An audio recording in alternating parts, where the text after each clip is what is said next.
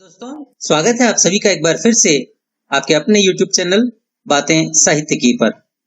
मित्रों, राष्ट्रीय पात्रता परीक्षा नेट के हिंदी साहित्य के पाठ्यक्रम की 5वीं इकाई हिंदी कविता से लीजिए आज प्रस्तुत है जयशंकर प्रसाद के महाकाव्य कामायनी के 6ठे सर्ग लज्जा सर्ग का प्रथम भाग। मित्रों, नेट के पाठ्यक्रम में कामायनी पुस्तक के 3 सर्गों का अध्ययन हमें करना है। पहला श्रद्धा सर्ग, जिसकी हम व्याख्या कर चुके हैं, लज्जा सर्ग जो आज से हम आपके लिए प्रारंभ करने जा रहे हैं, और इड़ा सर्ग जिसकी चर्चा हम लज्जा सर्ग की समाप्ति के उपरांत करेंगे। आइए सबसे पहले हम इस लज्जा सर्ग के कथानक को जान लेते हैं। राका रजनी में अर्थात चांदनी रात में मनु के मुख से अपने लिए मधुर प्रेम भरी वाणी सुनकर श्रद्धा का हृदय भी कामना से विकल हो उठा और उसका नारित्व भी उभर उठने से समर्पण की वाणी भी उसमें मुखरित होने ही वाली थी कि नारी की मानस सखी सी लज्जा उसके मार्ग में बाधक जान पड़ी।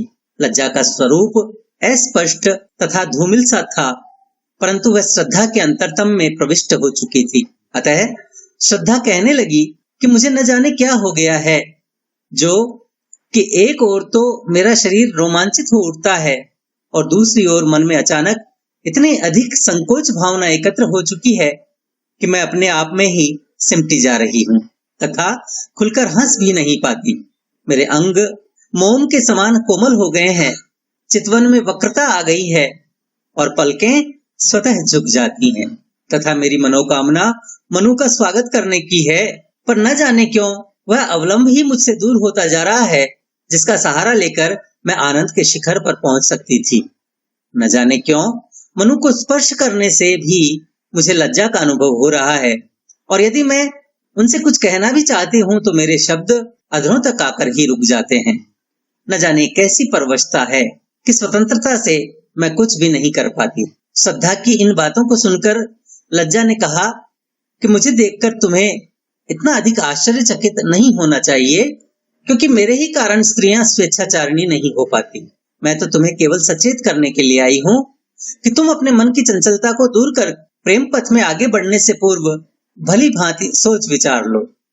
तुम इस यौवन की शक्ति को नहीं जानती और तुम्हें यह भी नहीं ज्ञात है कि यह प्राणी मात्र को कहीं से कहीं बहा कर ले जाता है, और मैं ही सौंदर्य की रक्षा भी करती हूँ। देवताओं की सृष्टि में मेरा नाम रति था, लेकिन प्रलय में मैं अपने पति को खो देने के पश्चात मुझमें अब असफलता का विषाद और अतृप्ति की पीर ही अवशिष्ट रही है, तथा मेरा ही नाम लज्जा है। मैं सदाचार का पथ दिखाती हूँ तथा मेरी बात मानने वाली नारी मर्यादा के भीतर रहने के कारण हमेशा सुखी रहती है। लज्जा की इस मधुर वाणी को सुनने के पश्चात श्रद्धा ने पुनः कहा कि अब मैं तुम्हें समझ गई हूँ और यह मानती हूँ कि तुम्हारा कहना ठीक है, लेकिन तुम स्वयं ही मुझे यह बतलाओ कि मेरे लिए कौन सा मार्ग उचित होगा। मैं तो नारी होने के कारण स्वभावतः दुर्बल ही हूँ, और न जाने क्यों मेरा मन भी निर्बल होता जा रहा है, तथा मेरे मन में यह भावना सी प्रबल होती जा रही है कि नारी जीवन की सार्थकता पुरुष की समता करने में नहीं, बल्कि उस पर विश्वास करते हुए उसका आश्रय पाने में है। संभवतः इसलिए मैं मनु के सामने अपना सर्वस्व समर्पित करने के लिए प्रस्तुत हूँ, और बार बार अपने मन को संभालने का प्रयास कर धैर्य धारण का प्रयत्न करते हुए भी अब मुझमें सोचने विचारने की तनिक भी शक्ति नहीं रही, तथा मेरे इस समर्पण में बलिदान की ही भावना है, अर्थात मैं सब कुछ मनु के चरणों पर अर्पित कर देने के पश्चात बदले में कुछ भी नहीं चाहती। श्रद्धा के इन उद्गारों को सुनने के पश्चात लज्जा ने उसे उत्तर देते हुए कहा कि अब तुम्हें समझाना व्यर्थ है, क्योंकि जब तुमने पहले से ही यह निश्चय कर लिया है तब तुमसे क्या कहा जाए।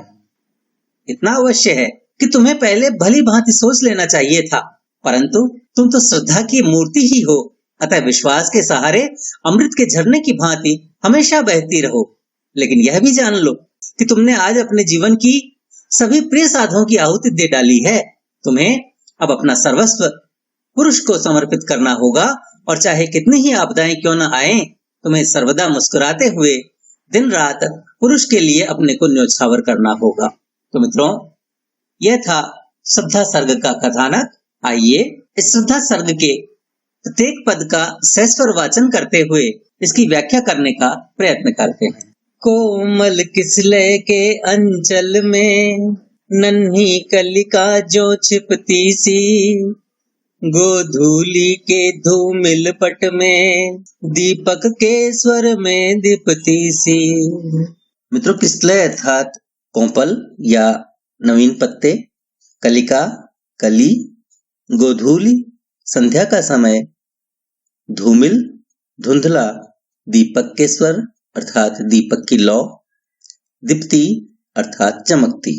पूर्णिमा की सुहावनी रात में मनु के प्रेमोद्गार सुनकर श्रद्धा के मन में जो भी प्रणय भावना प्रबल हो उठती है, पर उसके हृदय में तीव्रता के साथ लज्जा मनोभाव भी उदय होता है, पर वह यह नहीं समझ पाती है कि यह कौन सा मनोभाव है। इस प्रकार एक दिन संध्या के समय वह एकांत में बैठी हुई यह प्रश्न करती है कि जिस प्रकार नन्ही कली स्वयं को कोमल एवं नवीन पत्तों में छिपा लेती है, उसी प्रकार तुम कौन हो जो अपने सुंदर अंचल में स्वयं को छिपाने का प्रयत्न करती हो। साथ ही जिस प्रकार संध्या समय धूल एवं अंधकार के कारण चारों ओर फैले हुए धुएं के आवरण में दीपक की लौ कुछ चमकती हुई दिखाई देती है, उसी प्रकार अपने पट से अपने सौंदर्य को प्रकाशित करती हुई तुम कौन हो। मित्रों, कवि ने लज्जा का परिचय देते समय प्रारंभ में ही यह स्पष्ट कर दिया कि लज्जा छिपती हुई सी आती है। प्रस्तुत पंक्तियों में लज्जा के समान अमूर्त भाव का मूर्तिकरण अत्यंत सुंदर एवं सजीव है। पद में उपमा और मानवीकरण अलंकार की योजना हुई है। यहाँ दीपक के स्वर में लक्षणा है। कामायनी के इस संपूर्ण लज्जा सर्ग में पादाकुलक छंद हैं, जिसमें 4-4 मात्राओं के 4 चौकड़ों से कुल 16 मात्राएं होती है और अंत में एक गुरु होता है। मंजुल स्वप्नों की विस्मृति में मन का उन्माद निखरता जो, सुरभित लहरों की छाया में बुल्ले का विभव बिखरता जो, वैसी ही माया में लिपटी अधरों पर उंगली धरे हुए, माधव के सरस कुतूहल का आंखों में पानी भरे हुए।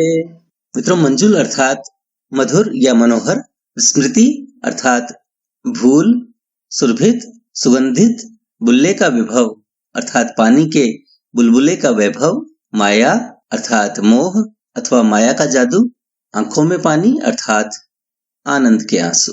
श्रद्धा लज्जा को संबोधित करके कह रही है कि जिस प्रकार मधुर स्वप्नों में बाह्य वातावरण की धूल आ जाने पर मन का उन्माद द्विगुणित हो जाता है और मन में अनेक प्रकार की उमंगे उसी प्रकार उठती बिठती रहती हैं, जिस प्रकार सुगंधित लहरों के अंतर्गत बुलबुलों का वैभव बिखरता दिखाई देता है, वैसे ही मोहक जादू के रूप लावण्य में लिपटी हुई और अपने ओठों पर उंगली रखकर दूसरों को चुप रहने का संकेत देते हुए अथवा किसी मनोहर भाव में निमग्न तथा वसंत के आनंददायक आश्चर्य से उत्पन्न नेत्रों में आनंद के आंसू भरे हुए तुम कौन हो।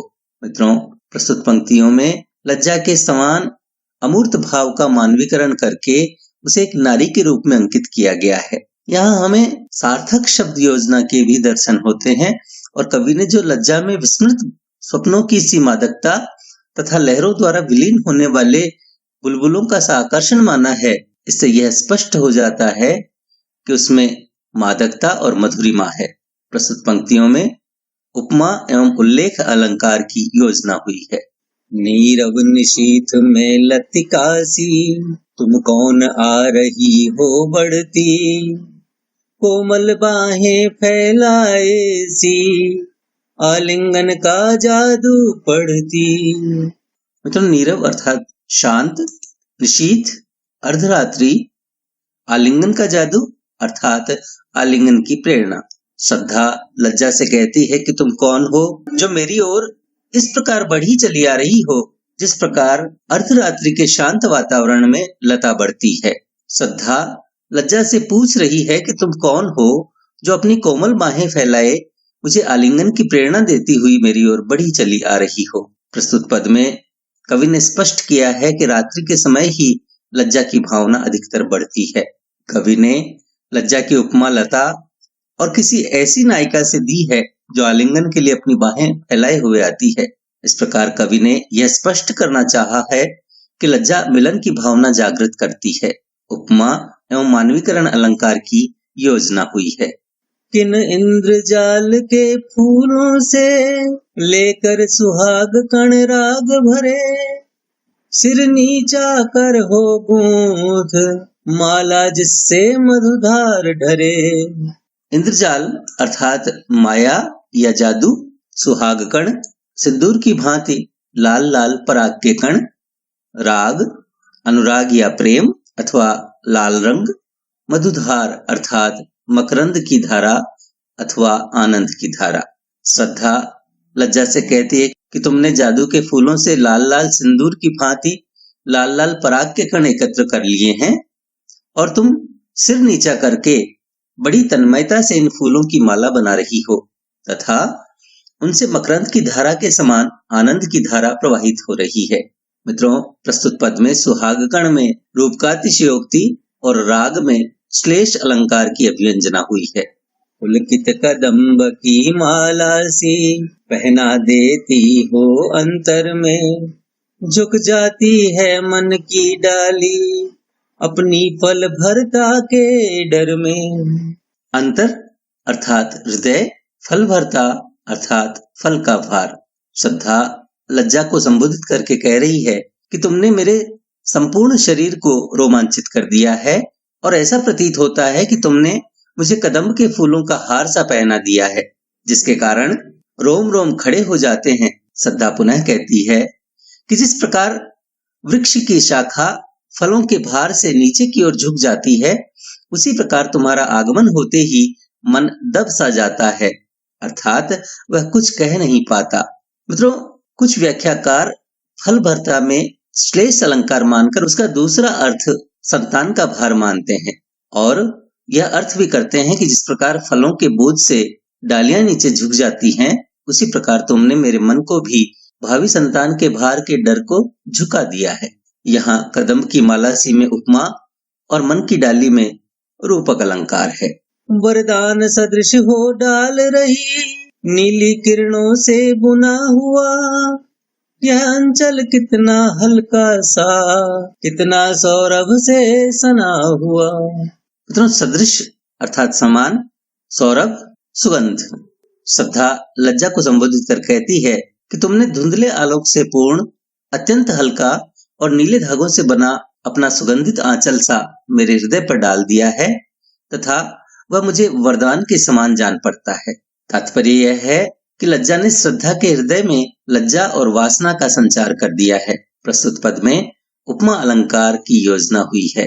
सब अंग मोम से बनते हैं, कोमलता में बल खाती हूँ, मैं सिमट रही सी अपने में परिहास गीत सुन पाती हूँ।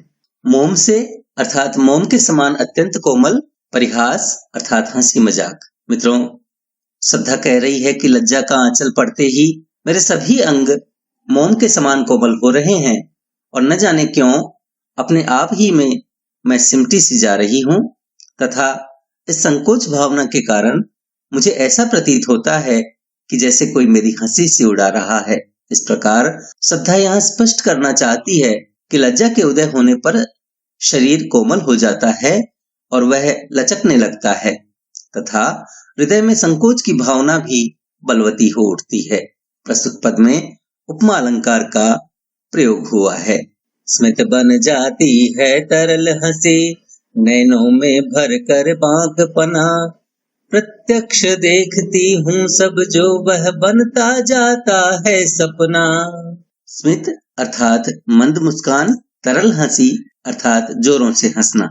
मित्रों, श्रद्धा लज्जा से कहती है कि तुमने मुझ में यह कैसा परिवर्तन कर दिया है कि मैं जोरों से हंसना चाहती हूँ, परंतु संकोच के कारण मेरी हंसी मंद मुस्कान बनकर ही रह जाती है और मेरे नेत्रों में तिरछापन आ गया है तथा मैं जो भी प्रत्यक्ष देखती हूँ वह मेरे लिए स्वप्न बन जाता है।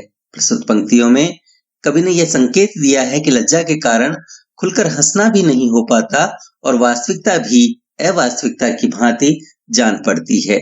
मेरे सपनों में कलरव का संसार आंख जब खोल रहा, अनुराग समीरों पर तिरता था इतराता सा डोल रहा। कलरव अर्थात मधुर ध्वनि, अनुराग समीर अर्थात प्रेम रूपी पवन, तिरता तैरता हुआ या बहता हुआ, इतराता सा इठलाता सा।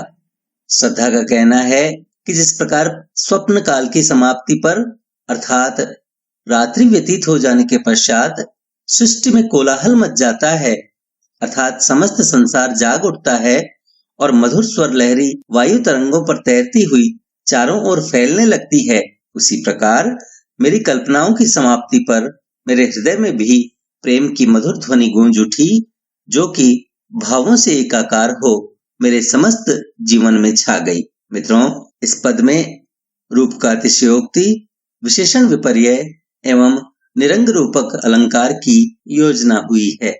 अभिलाषा अपने यौवन में उठती उस सुख के स्वागत को, जीवन भर के बल वैभव से सत्कृत करती दूरागत को। किरणों का रज्जु समेट लिया जिसका अवलंबन ले चढ़ती, रस के निर्झर में धस कर मैं आनंद शिखर के प्रति बढ़ती। बल वैभव अर्थात संपूर्ण शक्ति, सत्कृत करती अर्थात सत्कार करती अथवा स्वागत करती, दूरागत अर्थात दूर से आया हुआ अर्थात मनु, रज्जु अर्थात रस्सी, निर्झर झरना, आनंद शिखर अर्थात आनंद रूपी पर्वत की चोटी। श्रद्धा कह रही है कि जब मेरी समस्त अभिलाषाएं अपनी पूर्ण तीव्रता के साथ मिलन सुख का स्वागत करने चली और जब उन्होंने मुझे अपने जीवन की समस्त शक्ति तथा सुंदरता से दूर से आए हुए उस आनंद के शिखर मनु से समागम करने व उनका सत्कार करने की प्रेरणा दी, तब उसी समय तुमने साहस पूर्वक वह किरणों के समान उज्जवल आशाओं की डोर खींच ली, जिसके सहारे मैं प्रेम रूपी झरने में प्रविष्ट हो आनंद रूपी पर्वत की चोटी तक पहुंचती। मित्रों, वस्तुतः इन पंक्तियों में एक दृश्य अंकित किया गया है जिसमें एक विशाल पर्वत है जिससे कि झरना निकल रहा है और उसका जल चारों ओर फैल रहा है। जल के समीप एक युवती खड़ी है जो कि उस पर्वत की चोटी तक पहुंचना चाहती है लेकिन पहुंच नहीं पाती। वह जानती है कि उस पर्वत की चोटी तक पहुंचने के पूर्व उस जल में प्रवेश करना होगा तथा इसके बावजूद किसी रस्सी के सहारे ही उस चोटी तक पहुंचा जा सकता है। उसे वह रस्सी दिखाई देती है और वह जैसे ही उसका सहारा लेकर उस चोटी तक पहुंचने का विचार करती है, वैसे ही कोई अन्य नारी उस रस्सी को अलग कर उसे निराश कर देती है। वास्तव में यह पर्वत आनंद का प्रतीक है, झरना प्रेम का और रस्सी आशा का, तथा वह युवती श्रद्धा ही है और वह रस्सी अलग करने वाली नारी लज्जा है। मित्रों, इन पंक्तियों में सांग रूपक अलंकार की सुंदर योजना हुई है और कवि की चित्रोपम कल्पना भी दर्शनीय है। छूने में हिंचक, देखन में पलके आंखों पर झुकती हैं, कलरव परिहास भरी गूंजे अधरों तक सहसा रुकती हैं। हिचक अर्थात झिझक, कलरव परिहास भरी अर्थात मधुर हास परिहास से पूर्ण, गूंजे बातें, अधरों होठों। मित्रों, श्रद्धा लज्जा को संबोधित करके कहती है कि तुमने मुझ में यह कैसा परिवर्तन ला दिया है कि मैं पहले जिस मनु के साथ निसंकोच रहती थी, उसी मनु को अब स्पर्श करते समय मुझे झिझक सी होने लगती है और संकोच के कारण उनकी ओर देख भी नहीं पाती तथा पलकें नीचे की ओर झुक जाती हैं। साथ ही परिहासपूर्ण वार्तालाप करने की अभिलाषा भी मन के मन में ही रह जाती है और वाणी मेरे अधरों तक आकर रुक जाती है। मित्रों, इन पंक्तियों में एक सलज्ज युवती का अत्यंत मनमोहक एवं मनोवैज्ञानिक चित्रण किया गया है। संकेत कर रही रोमाली चुपचाप बरजती खड़ी रही, भाषा बन भौहों की काली रेखा सी भ्रम में पड़ी रही। रोमाली अर्थात रोम पंक्ति, बरसती रोकती, भ्रम में पड़ी रही अर्थात स्पष्ट न हो सकी। श्रद्धा का कहना है कि मेरे हृदय की स्थिति शारीरिक रोमांचों से सहज ही स्पष्ट हो जाती है और मेरे रोम रोम खड़े होकर मानो मुझे संकेत कर प्रेम पथ में आगे बढ़ने से रोकना चाहते हैं। मैं भले ही कुछ न कहूं, लेकिन भौहें ही मेरे हृदय के भावों को व्यक्त कर देती है और यह स्पष्ट हो जाता है कि मेरे हृदय में प्रेम भावना है। परंतु मेरी भौहों की इस भाषा को सभी नहीं समझ सकते तथा इसे तो वही समझ सकता है जो इसे पढ़ने में निपुण हो। अभिप्राय यह है कि जिस प्रकार किसी पुस्तक में लिखी पंक्तियों की भाषा का अर्थ उस समय तक स्पष्ट नहीं हो पाता जब तक कि उन्हें समझने वाला कोई ना हो, उसी प्रकार उनकी अर्थात श्रद्धा की भौहों के इशारों का अर्थ उस समय तक स्पष्ट नहीं हो सकता जब तक कि मनु उसे समझने का प्रयास न करे। मित्रों, प्रस्तुत पद में कवि ने यह स्पष्ट किया है कि सामान्यतया लज्जा के कारण युवती को प्रेमोद्गार प्रकट करने में संकोच होता है और वह भ्रुकुटी संचालन द्वारा भी अपनी प्रणय भावना का परिचय नहीं दे पाती। साथ ही यहाँ उपमा अलंकार की मर्मस्पर्शी योजना की गई है।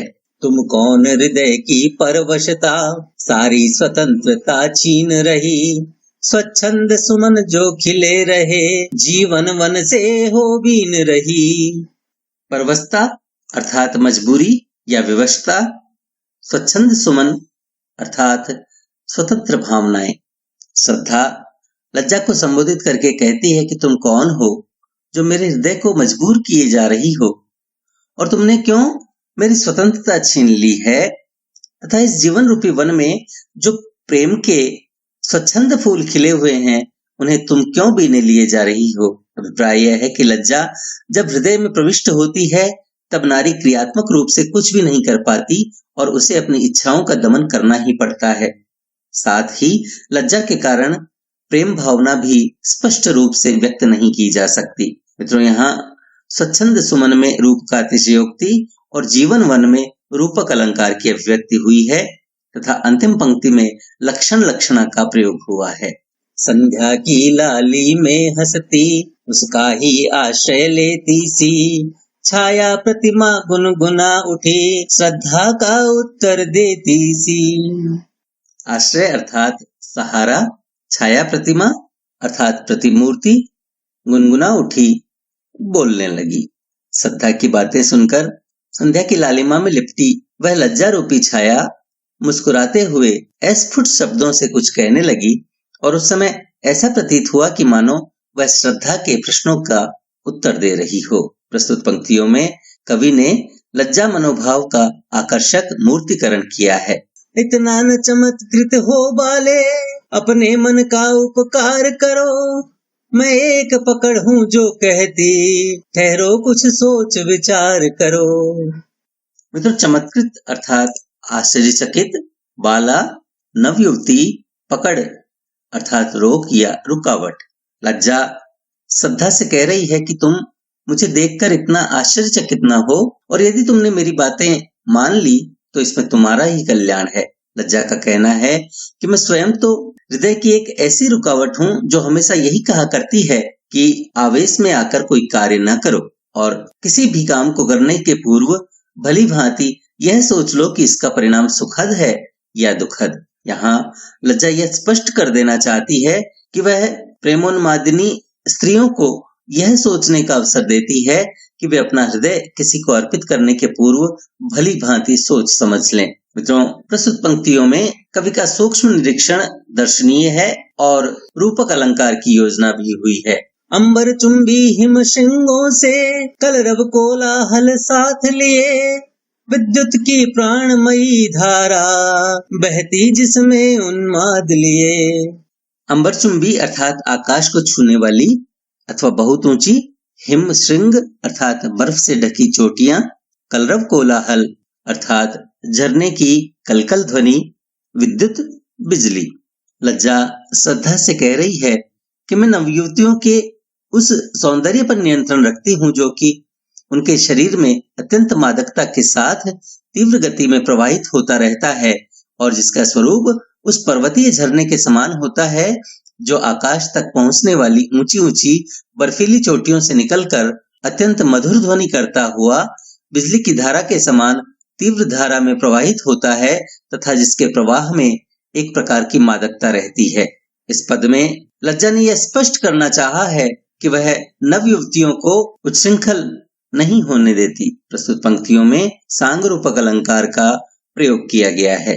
मंगल कुमकुम की श्री जिसमें निखरी हो उषा की लाली, भोला सुहाग इठलाता हो, ऐसी हो जिसमें हरियाली। श्री अर्थात शोभा, निखरी हो, झलक रही हो। भोला सुहाग अत्यंत भोली सौभाग्यकांक्षिणी नवयुवती। हरियाली अर्थात प्रसन्नता।